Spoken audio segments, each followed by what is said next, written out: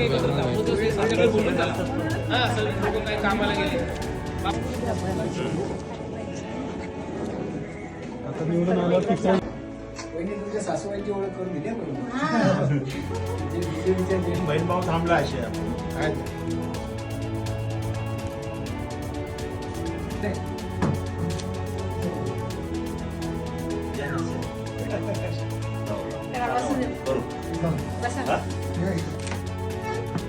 समृद्धी